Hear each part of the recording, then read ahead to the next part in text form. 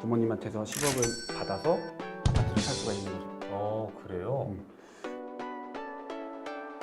안녕하세요. 코옥TV 유태진입니다. 네, 오랜만에 인사드리게 됐네요. 임승우 세무사님 모셨습니다. 어서 오세요. 네, 안녕하세요. 세무사 임승우입니다. 네, 뭐 이제 결혼 생활도 조금 적응이 되셨을 것 같고, 네. 네, 바쁜 일도 끝나셨을 것 네, 같은데, 네, 네. 요즘에 뭐 이슈가 있나요? 어떤 게 있으셔가지고 오늘 소개해드리려고. 조금 지난 느낌이긴 한데 저한테 많이 문의를 주시는 것 중에 하나가 부모가 네. 자녀분한테 부동산 취득과 관련된 자금을 주고 싶은데 왜냐하면 이제 자녀도 뭔가 미래를 위해서 네. 뭐 결혼을 앞두고 있다면 더더욱 집 한 채 정도는 이제 필요로 하는데 그때 최대한 세금을 덜 내면서 네. 돈을 줄 수 있느냐 요거에 대한 문의가 굉장히 많이 있었어요. 네네네. 근데 뭐 지금은 약간 그 부동산이 침체가 침체돼서, 되면서 네.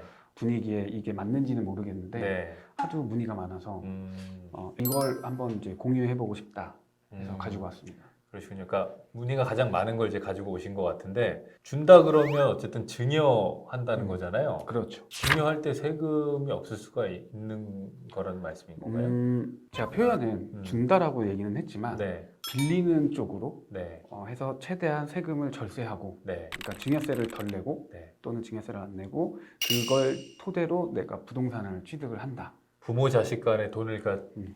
주고받는 게 아니고 빌려준다. 그렇죠. 아, 그게 이제 된다라는 거네요. 사실 네. 이제 우리 대한민국 관행상 네, 또 사회관념상 네. 보면은 부모 자식 간에 돈을 빌린다라는 건 거의 없죠. 그런 행위가 좀 납득은 좀 어렵죠. 예. 그래서 이제 국세청에서도 부모 자식 간에 돈이 오고 간 거에 대해서는 일단 기본적으로 증여로 추정을 해요. 네, 그러면은 내가 부모님한테 돈을 빌려서 내가 그동안에 모아둔 돈이 여의치 않아 집을 사고 싶은데 요즘에 집값이 너무 올랐잖아요. 대출도 막혔고 예를 들어 그 10억짜리 아파트를 사려고 하는데 네, 부모님이 자금의 여유가 있으셔갖고 마침 그 돈이 저한테는 필요로 해서 그 돈을 증여를 받는다면 네. 세금으로는 증여세로 한 10억이면은 얼마예요? 40%인가요? 2억 원 가량은 네. 내야 된단 말이에요. 네네네. 그러면 10억에서 2억이 빠지면 네. 난 또 거기서 또 갭이 생기잖아요. 그렇죠. 보통은 10억만 계산할 텐데 그렇죠. 12억을 계산을 해야 되는 네네네. 거니까. 그러다 보니까는 그거를 어떻게 좀 증여세를 아끼면서 네. 그 돈을 내가 잠시 쓸 수 없을까 네. 해서 고민이 시작이 된 거죠. 네. 네. 그렇군요. 근데 그런 걸 그냥 주면 그렇게 한 2억은 내야 되는 걸 그렇죠. 빌려주는 개념으로 하면 뭐 적게 낸다 이거예요? 증여세법에서는 네. 금전을 빌려줬을 때 네. 거기에 적정 이자율보다 높거나 낮으면 네. 거기에 누군가가 이익을 봤다라고 네. 해서 이익에 대해서 증여세를 부과를 해요. 네. 그러면 우리가 적정하게 맞춰서 돈을 빌려온다면 세금 없이 증여세 없이 오. 나는 부모님한테서 10억을 받아서 아파트를 살 수가 있는 거죠. 그래요?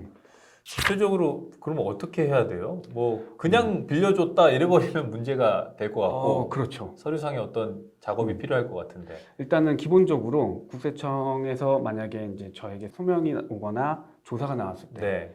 나는 이 10억 원이라는 게 부모님한테 빌렸다라고 내가 주장을 하려면 네. 일단 기본적으로 차용증을 써야 되는 거예요. 차용증. 예. 차용증. 예. 그 다음에 그 빌린 거에 대한 이자가 분명히 붙을 텐데 네. 그러면 그 이자를 적정하게 세법에서 문제가 되지 않는 이자율을 써야 되는 거죠. 그 이자율이 얼마예요? 제법- 문제되지 않는다. 제법 높아요. 그래서 그 증여세법에서 정해둔 이자율은 네. 4.6%. 4.6%요? 네. 요즘 금리도 상당히 올라오고 있어서 그렇죠. 4.6%면 납득.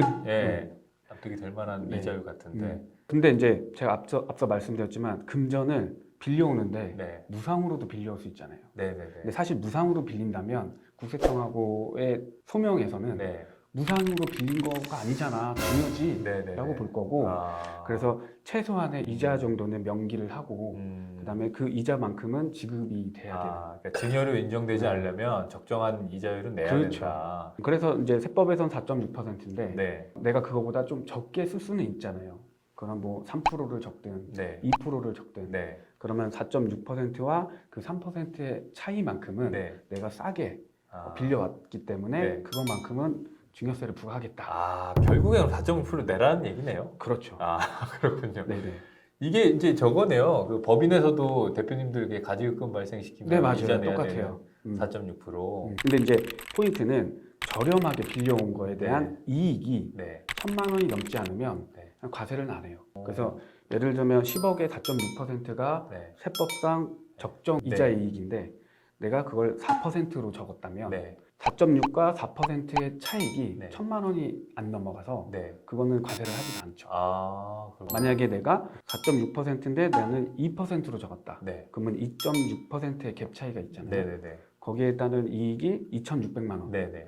그럼 그거에 대해서 이제 과세를 하는 거죠. 1,000만 원이 넘으니까. 10% 260만 원에 대한 네. 증여세는 발생하는 거죠.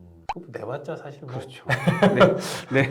아파트를 팔아서 낼 그건 아니니까 아, 그렇죠. 그 정도는 부담할 수 있는 거고 아, 그렇군요. 다만 그거 10억을 내가 그냥 증여로 가져오면 네. 2억 원 2억. 상당액을 오, 내가 내야 되는데 그렇군요. 10억 원이면 세율이 어떻게 돼요?